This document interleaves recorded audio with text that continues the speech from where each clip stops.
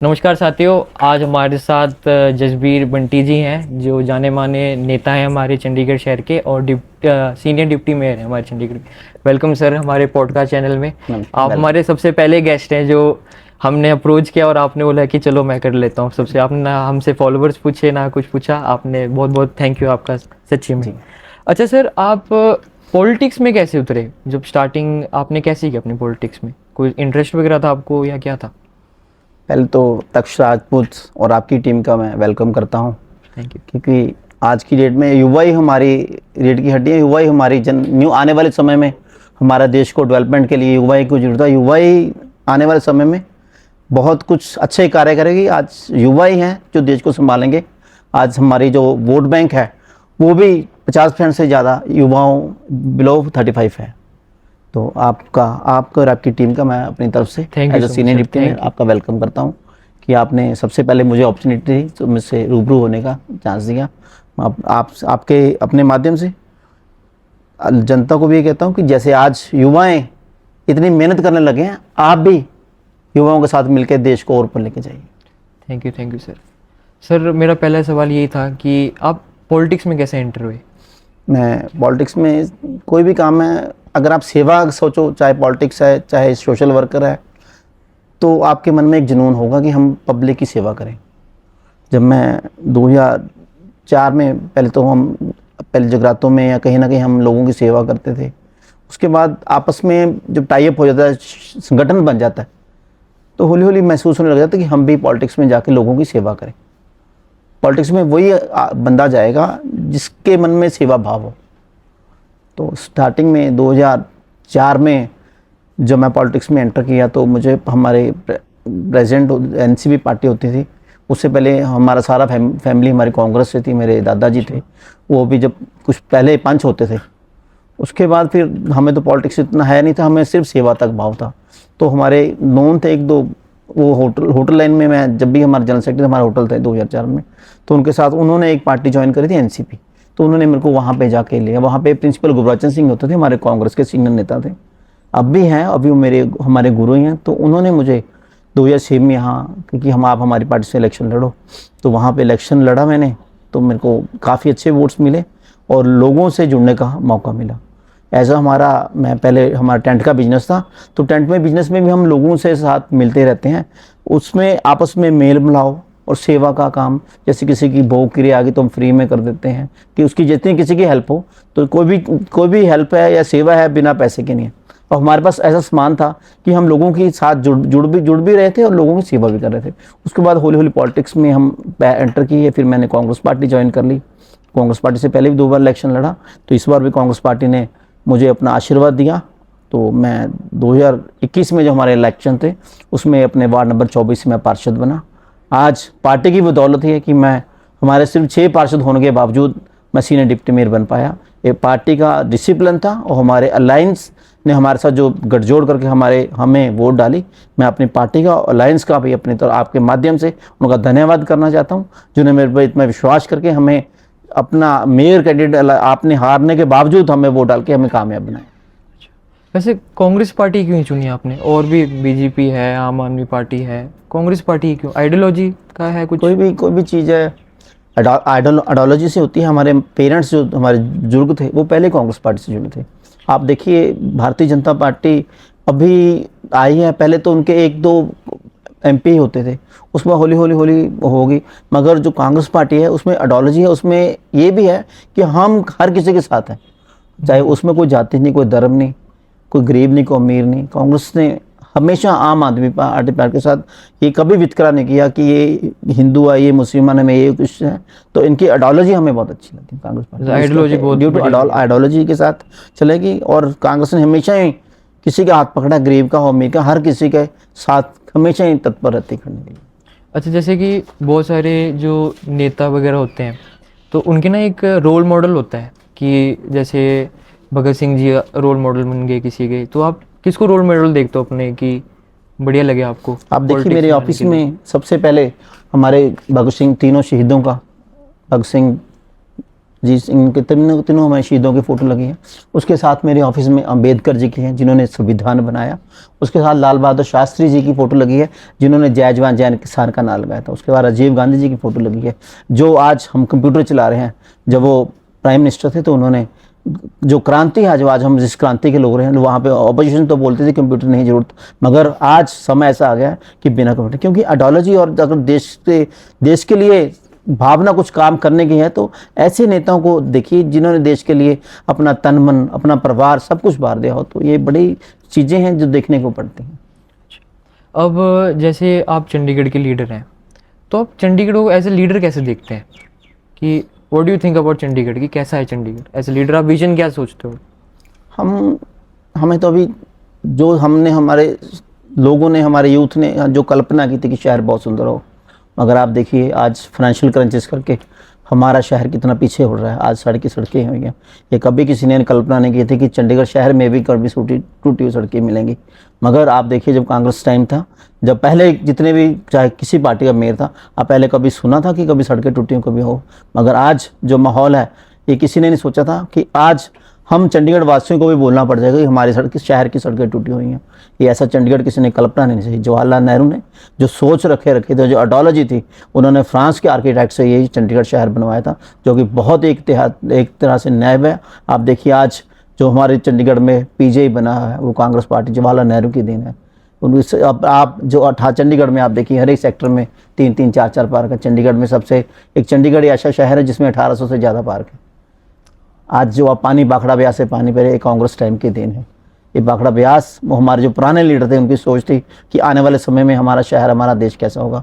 मगर आज की जो स्थिति है, आज हमें पैसे, नगर निगम को पैसे मांगने के लिए मोहताज बना दिया है। हम नहीं चाहते, हमारे गवर्नर साहब बहुत अच्छे हैं, हम आज भी उनसे प्रार्थना करते हैं, आप पार्टी से ऊपर उठ के आप ये सोचिए कि हम शहर हमारा है, हमारे मेयर हैं, हमारे सीनियर डिप्टी, हमारे डिप्टी मेयर हैं। अगर आज पहले की तरह शहर को सुंदर बनाना है, पहले की तरह शहर को एक नंबर पे लेके आना है, तो वह बिना पैसे के कुछ नहीं होता। अगर हमारे फाइनेंशियल क्रंचेस दूर होंगे तो हमारा शहर भी सुंदर होगा। हम भी वही चाहते हैं, जैसे हमारे सुंदर सुंदर पार्क हैं, जैसे हमें साफ़ सुथरा पानी मिल रहा है, वैसे ही जो हमारी सड़कों का आज जो हाल हो रहा है, वो अगर पैसे आ जाएं तो बहुत सुंदर हो जाएगा। जो हमारा गवर्नर साहब, चंडी प्रशासन, अगर हमारा जो बनता 30% शेयर है लोगों को, जो हमारा नगर निगम का जैसे 6000 करोड़ फंड सेंटर हमें देती है, उस हिसाब से जो हमारा 30% शेयर बनता है 1800 करोड़ बनता है, मगर आज हमें मिलते हैं सिर्फ 600 करोड़। 600 करोड़ से हम सिर्फ लोगों के मुलाजिमों को ऐसा क्यों हो रहा है इतना? मतलब ये बस स्टार्टिंग से ऐसा हो रहा है। हम अभी भी प्रशासन साहब से यही कह रहे हैं, या तो जो हम सड़कें सारी हम बना रहे हैं, जो RL है, जो कमाई के जो अपने हमारे डिपार्टमेंट्स हैं, वो चंडीगढ़ प्रशासन के पास है। या जब आप सारा सा शहर देख रेख हम कर रहे हैं, हमारा काम मेंटेनेंस का है, हमारा काम सड़कों की लाइट, लोगों को समय सिर पानी देने का, हमारा काम लोगों को समय सिर सड़कों पे जो लाइट जग रही है, आने जाने में दिक्कत ना हो, हर चीज़ नगर निगम देख रही है। तो जो हमारा बनता शेयर है, हमारा बनता शेयर दें, जो हमारा जिस डिपार्टमेंट में हमारा शेयर, हमारा हक बनता है, वो डिपार्टमेंट नगर निगम दिए जाएँ, ताकि हम अपना कर लें, हमें किसी के आगे मोहताज और जरूरत मांगने की जरूरत नहीं। हाँ जी, हाँ जी। जैसे अभी आप सीनियर डिप्टी मेयर बने थे, अभी कुछ शायद 4-5 महीने पुरानी बात है ये, तो कैसा हुआ? अच्छा तो लग रहा होगा कि आज मैं सीनियर डिप्टी मेयर, और डिप्टी मेयर हमारी कांग्रेस पार्टी का जीत गया, मगर वो खुशी नहीं, क्योंकि जब हमारा मेयर हार गया तो हम सबको बहुत दुख का सामना करना पड़ा। हमारे मनीष तिवारी जी ने 3-4 दिन, और हमारे पार्टी के प्रधान श्री HS लक्की जी ने बहुत ही मेहनत करी थी कि इकट्ठे रह के हमारा अलायंस का मेयर बने, मगर कुछ हमारे बीच में जो ब्लैक शीप्स होती हैं, कुछ हमारे बीच में थी। पहले तो यही इल्ज़ाम लग रहे थे कि कांग्रेस पार्टी ने नहीं डाली, मगर ऐसा होता, अगर ऐसे इल्ज़ाम में पक्के होते, इल्ज़ाम लगा होता, तो अलायंस आम आदमी पार्टी हमें वोट ना देती। हाँ, उस टाइम बहुत सारे इल्ज़ाम लग रहे थे कि कांग्रेस ने क्रॉस वोटिंग करा दी और ये सब कुछ हो गया आपके पीछे, और फिर आप सीनियर डिप्टी मेयर भी बन गए। हाँ। तो ये हुआ क्या था एग्जैक्टली? क्या प्रॉब्लम क्या थी? या इनर कन्फ्लिक्ट था आप लोगों के पार्टी के बीच में, या हुआ क्या? आप जैसे ब्लैक शीप वाला भी आप ले रहे हो। नहीं, ऐसा कुछ नहीं था हमारे बीच में। जब हमारे अलायंस का करता तो बिल्कुल बातचीत करके ही हमने शुरू किया था कि अलायंस से मेयर आपका होगा, सीनियर डिप्टी मेयर हमारा होगा।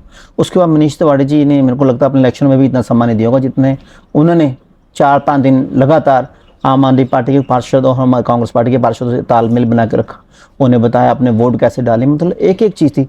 जो बंदे का पहला इलेक्शन जीतने के बाद पहला उनका वो था टेस्ट था मनीष तिवारी जी का कि हमारे तो मनीष तिवारी जी बहुत मायूस हुए, तो हमारी पार्टी के पार्षद भी बहुत मायूस हुए कि हमने अलायंस में जब इन्होंने हमें हमें हम तो अलग उनसे, हम तो क्रॉस क्या करने थे क्योंकि हम तो खुद ही खड़े थे। हाँ जी। तो उसके बाद ऐसे था, बहुत मेहनत करी, मेहनत करने के बाद अगर रिजल्ट रहे तो दुख लगता है।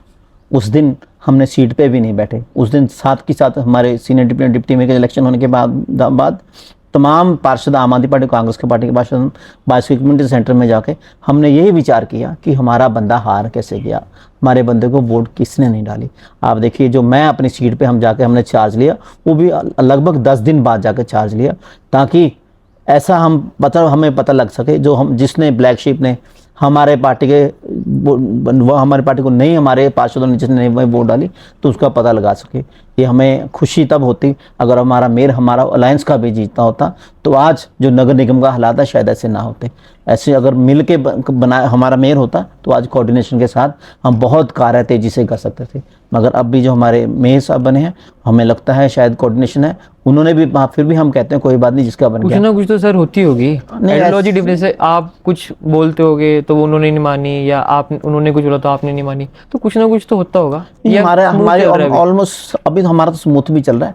अभी भी हमारी जो हाउस की मीटिंग्स होती हैं उसमें भी हम मिलके हमारे प्री हाउस कर लेते हैं कि हमने किस मुद्दे पे हमने मिलके क्या बोलना है, पार्टी को इसको डिसिप्लिन में रखना है, कैसे चलना है।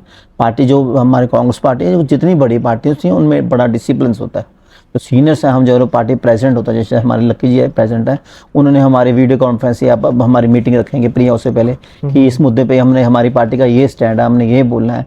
उसके साथ हम अलायंस के साथ भी बात करते हैं कि हमने ये आपस में, आप लोगों ने, हम इस मुद्दे पे, इस एजेंडे पे हमने ये करना है। ऐसा कुछ नहीं है, अभी भी हमारा अलायंस वैसे ही बरकरार है जैसे था, चाहे पंजाब और कहीं स्टेट में ना हो कांग्रेस का आपका अलायंस, मगर चंडीगढ़ में, क्योंकि इनके अगर आम आदमी पार्टी और कांग्रेस इकट्ठी ना होती तो शायद हमारा एमपी न बनता। अगर आम आदमी और कांग्रेस इकट्ठी ना होती तो हम सीनियर डिप्टी और डिप्टी मेयर भी ना बन पाते। तो यूनिटी है आप लोगों के बीच में? यूनिटी है, जैसे पहले थी वैसी यूनिटी अब है।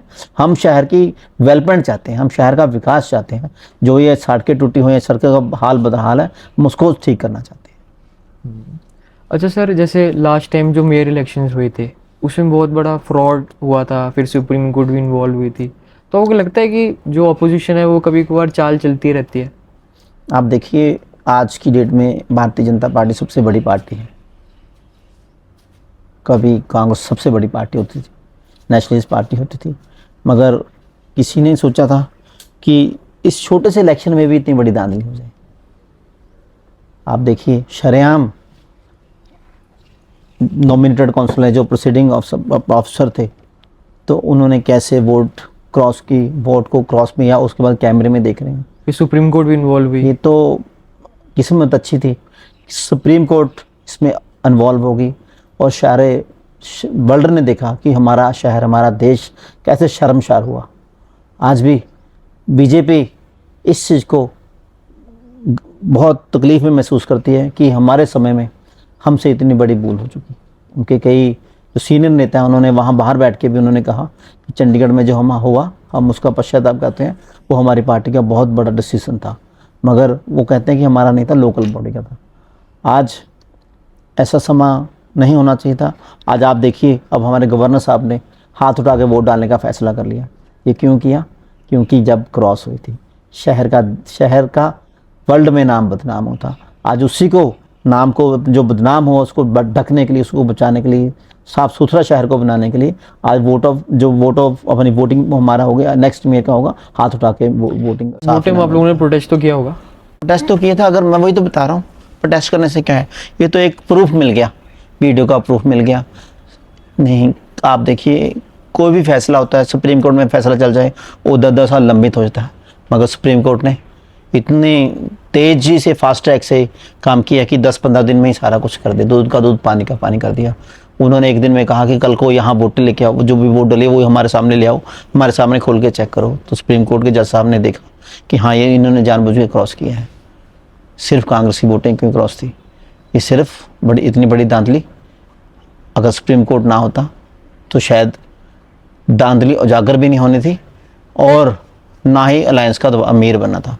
ऑपोजिशन वैसे आपको लगता है ना पावर का अपना गलत इस्तेमाल कर रही है? ऑपोजिशन ही सत्ता, जो सत्ता है पावर का इस्तेमाल कर रही है, गलत तरीके के। बहुत गलत तरीके से कर रही है। मगर उसका सेटबैक आप भारतीय जनता पार्टी को बहुत बड़ा पड़ा। अगर इन्होंने धांधली ना की थी तो शायद आज बीजेपी का एमपी होता। आज चंडीगढ़ के लोगों ने महसूस किया कि जब ये छोटी सी चीज़ में धांधली कर सकते तो कहीं भी हो सकता है। वैसे आपको कभी आई ऑफर दूसरी कोई पार्टी से? हाँ, बीजेपी ऑफर तो सर आम आदमी पार्टी? जब हमारे मेयर के इलेक्शंस होते हैं उसमें कई तरह के प्रेशर्स होते हैं कि आप ऐसा ही करो, नहीं ये हो जाएगा, ये हो जाएगा, ऐसे करो, कई तरह के प्रेशर होते हैं। इसलिए हम जहाँ खड़े थे उस वक्त जब हमारा मेयर का कुलदीप जी का इलेक्शन था, मैं कांग्रेस पार्टी से मैं कैंडिडेट था। तो उसके बाद हमने विड्रॉल, हमारा आपस में अलायंस हो गया तो मैंने विड्रॉल कर लिया था। तो कुलदीप नीटा जी हमारे उसके लिए खड़े थे। उसके बाद भारतीय जनता पार्टी की से काफ़ी हमें ऑफर थी कि आप हमारी पार्टी से आ जाओ, हम आपको पार्टियाँ मेयर अनाउंस कर देते हैं। मगर हमने कहा नहीं, जो पार्टी का डिसीजन है, हम पार्टी के साथ खड़े रहे और हमारा अलायंस का मेयर बना। अच्छा, अभी जैसे एक टैक्स वाला बड़ा चल रहा था प्रॉपर्टी टैक्स के ऊपर, तो आप बड़े वोकल थे उस टाइम प्रॉपर्टी टैक्स के ऊपर कि डेडलाइन बढ़ा देनी चाहिए। तो एग्जैक्टली मुद्दा क्या था वो? सर आप देखिए, पहले जो प्रॉपर्टी टैक्स था पॉइंट बहुत कम था। फिर सरकार ने क्या किया, उसको एकदम 3 गुना बढ़ा दिया। जिसका प्रॉपर्टी टैक्स 3 रुपये पर स्क्वायर यार्ड था, उसको एकदम इन्होंने 9 रुपये स्क्वायर यार्ड कर दिया। फिर उसके बाद इतना शोर मचा तो गवर्नर साहब ने सभी ने इनके उसको आधे पे ले आए, 6% पे ले आए। 9 का मतलब ट्रिपल का डबल कर दिया। ट्रिपल का डबल? हाँ, पहले ट्रिपल का डबल, पहले ट्रिपल कर दिया, फिर उसमें एक कम करके डबल पे रख दिया। अच्छा, पहले 6 रुपये था, 3 रुपये था, फिर सीधे 9 कर दिया, फिर अब 4.5-5 पे आ गए। मगर हमने उनको कहा कि अभी लोगों को प्रॉपर नहीं पता, पहले रेजिडेंशियल पे टैक्स नहीं लगता था, अब इन्होंने हर चीज़ पे प्रॉपर टैक्स लगा दिया। हमने कहा अभी लोगों को, कहीं को प्रॉपर्टी का नहीं पता लगता, कहीं को हर चीज़ के नहीं समझ आ रहा कि हमने कितना भरना, क्या भरना, या लोगों के घर पे जाकर प्रॉपर्टी टैक्स पेपर तो है नहीं। उन्होंने सीधा कहा आप वहाँ पे PID संपर्क सेंटर में जाके भरा दीजिए। लोगों को बहुत दिक्कत आ रही थी। हमने इसी करके समय मांगा था कि आप जो ये रिबेट का समय है इसको और बढ़ा दीजिए, ताकि लोगों को प्रॉपर पता भी लग सके कब कैसे और कैसे वोटिंग करनी है और प्रॉपर्टी टैक्स भरना है, उस हिसाब से लोग अवगत भी हो जाएं। और क्योंकि जिसने एक बार भर दिया, आगे वाले समय में वो भरेगा। इसलिए हम कह रहे थे इसको थोड़ा और समय दीजिए, ताकि लोगों को अवेयरनेस भी पता लग जाए और भरना कैसे ये भी पता लग जाए।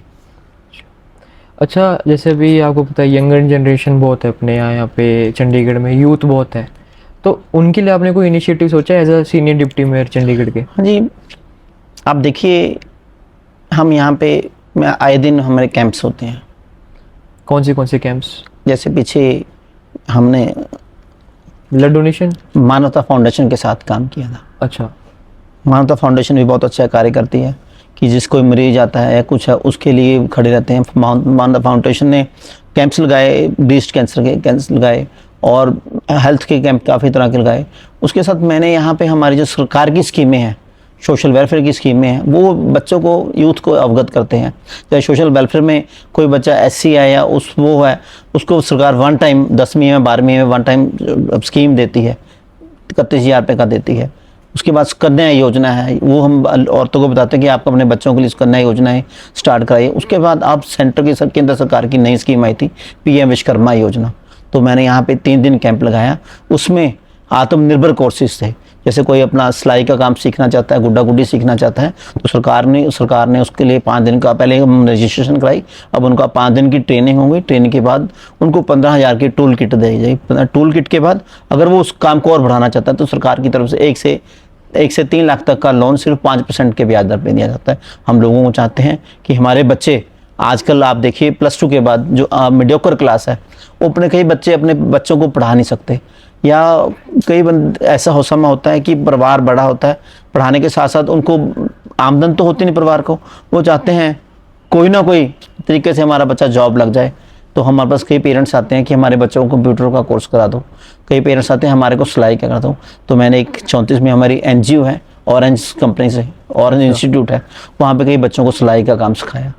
और PM विश्वकर्मा योजना के तहत हम लोगों को जागरूक कर रहे हैं कि आप गुड्डा गुड़ी सिलाई का काम सीख लीजिए, या वुडन का लकड़ी का काम सीखना चाहते हैं तो वो काम सीख लीजिए।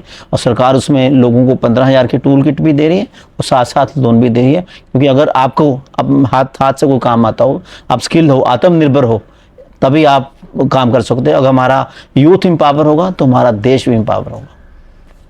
हमारी यही सोच है कि हम यूथ को सबसे ज़्यादा लेके आएँ, यूथ को स्किल कोर्सेज कराएं, ताकि यूथ को किसी के आगे झुकना ना पड़े, चाहे छोटा काम है, चाहे बड़ा काम, चाहे हेयर ड्रेसर का काम है। आप देखिए जगह जगह हेयर ड्रेसर की आज वर्ल्ड तक डिमांड होगी। छोटे छोटे काम है, स्किल आ जाएंगे। कि पढ़ाई में कई बार आप इतने बड़े बच्चे कोर्सेज कर लेते हैं, फिर भी उनको काम नहीं मिलता। अगर छोटे स्किल डेवलपमेंट कोर्स की हो, छोटे छोटे काम किए, तो आजकल आप शॉप्स पे कंप्यूटर की बहुत ज़रूरत होती है। कोई अपना काम सीखता था, कोई कुछ ना कुछ आप सोशल मीडिया पे देखिए, आजकल लोग इतने छोटे छोटे काम कर सोशल मीडिया पे पैसे कमाने, एड्स लगा के काम करने थे। ऐसे स्किल डेवलपमेंट छोटे छोटे कोर्सेज हम यूथ को सिखाएंगे। यूथ को जहाँ ज़रूरत है उनके साथ हम दर्द हुई। आज छोटे छोटे बच्चों को जिनके जो पेरेंट्स नहीं पढ़ा सकते, हम उन बच्चों को मिलके साथ स्टेशनरी दिला देते हैं। अभी फाउंडेशन 9 थी हमारे पास, साथ आई थी। उन्होंने पहले बच्चों को स्टेशनरी, जब बच्चे पढ़ना चाहते थे उनके पास स्टेशनरी थी, उन बच्चों की हमने हेल्प करी। उसके बाद हमारे गाँव की युवाएँ लड़कियाँ थी जो चाहती थी कि हमें सिलाई मशीन मिल जाए, तो मैंने उनके साथ मिलके पहले एक बार 7 मशीनें, उसके बाद 25 मशीनें, तो 35 मशीनें हमने औरत युवाओं को दी, जो या विडोज लेडी थी उनको दिलवाई, ताकि वो भी आत्मनिर्भर कोई ना कोई छोटा छोटा अपना काम करके कामयाब हो सके। अच्छा सर, आप अपने को 5 साल के बाद, 5 साल आगे आप अपने को कहाँ देखते हो? हमने तो सेवा है, तभी भी सेंटर में कभी या कभी बड़े इलेक्शन ऐसा कभी सोचा ही नहीं हमने। तो सिर्फ हमारा तो ये सोचा है कि जहाँ भी रहो जनता की सेवा करो। अगर आप जनता के बीच में रहोगे, जनता की बात सुनोगे, जनता के साथ उनके दुख सुख सुनोगे, या उनके घर जाके एक प्याला चाय का पी लो, तो अगले को बहुत खुशी मिलती है। लीडर तो वही है, चाहे बड़ा, चाहे एमपी है, चाहे एमएलए, चाहे काउंसलर है, चाहे पंच है, सरपंच है। जब तक आप लोगों के बीच में नहीं लगे, लोगों के काम नहीं करेंगे, चाहे छोटा काम है चाहे बड़ा काम है, कम से कम उनको दुख सुख में आप उनके साथ खड़े हो जाइए, तो आपको कोई ऐसी कोई चीज़ नहीं जो आपको पीछे धकेल दे। आजकल तो किसी का काम करें तो उनकी दुआएँ आपको ऊपर ले जाती होती हैं। तो हम तो यही चाहते हैं, अगर आपने हमें कोई भी सीढ़ी अगर पार करने कहीं भी जाना है, तो लोगों के बीच में रहना हो, सोशल हो।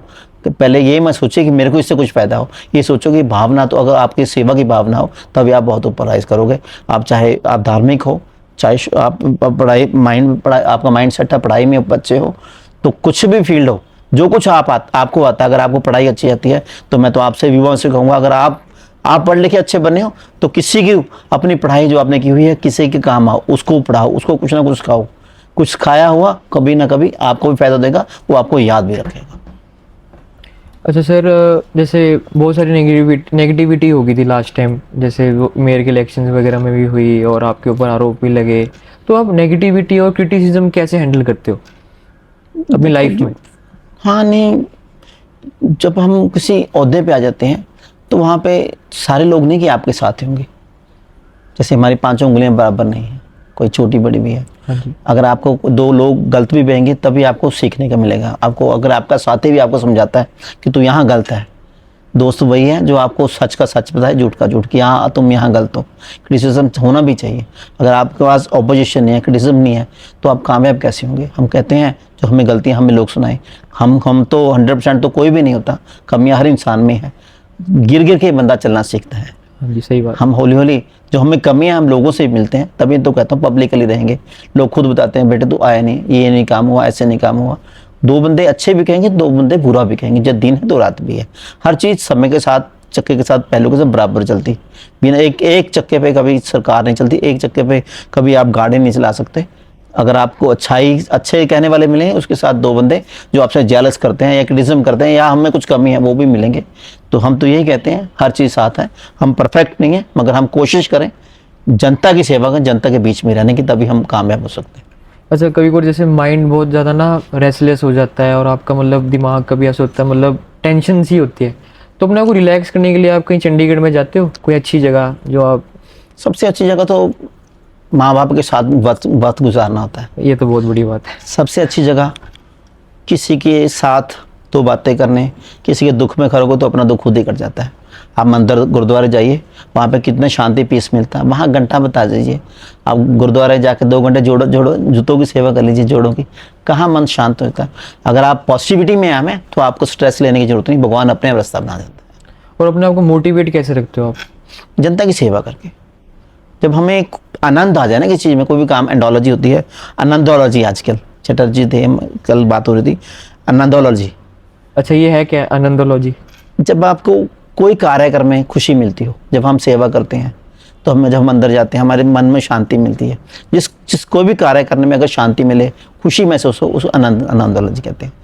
आप लोगों की सेवा करें। अब माँ बाप हैं जिनकी आपके घर पे कोई शादी है, तो माँ आप 4-4 दिन सोती नहीं, मगर उसको हम पेरेंट्स, बच्चे भी कहते हैं सो लो आप, मगर उसको आनंद आता होता है कि मेरे बच्चे घर का काम अच्छा हो जाए, मेरे बच्चे को खुशी मिल जाए, उसमें माँ बाप खुश हैं। ऐसे ही हम पॉलिटिशियन हैं, हम लोगों की सेवा करने में खुशी आती है।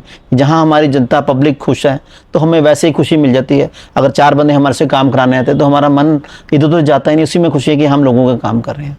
सेवा करेंगे, पॉजिटिव रहेंगे, तो आपको स्ट्रेस आपके पास नहीं आएगी, स्ट्रेस आप लोगों को भी दूर कर दोगे। बहुत बढ़िया बात है।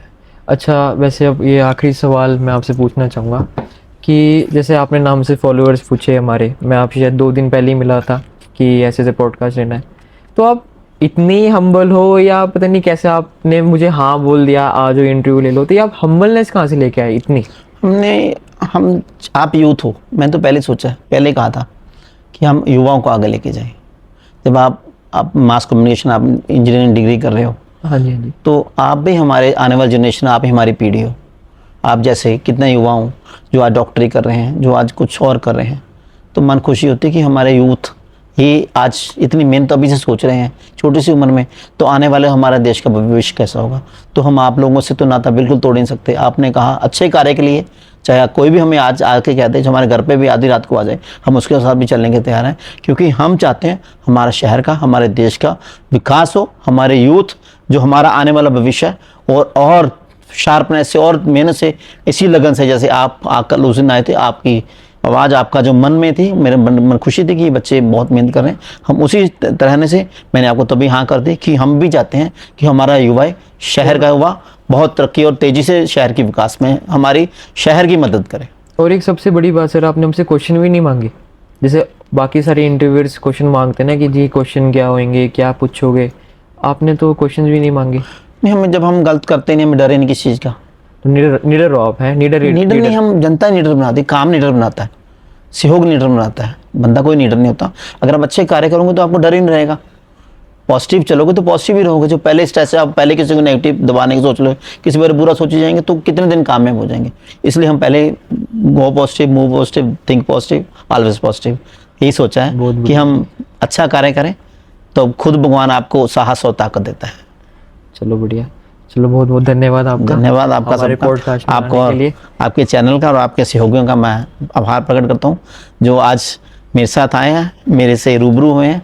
मुझे भी आपसे सीखने को मिला, और हम सब यही प्रण लें कि हम आने वाले समय में बिना करप्शन के देश को 1 नंबर पे लेके जाएंगे। ये हमारा पहला पॉडकास्ट था senior deputy mayor Jasbir Bunty ji के साथ। मैं आशा करता हूँ आपको बहुत अच्छा लगा हो ये हमारा पहला पॉडकास्ट, और जो हमारे पहले गेस्ट थे। और ऐसी वीडियोस के लिए आप हमारे साथ जुड़े रहिए, और वैल्यूबल गेस्ट हम आपके लिए लाते रहेंगे। धन्यवाद आपका बहुत बहुत।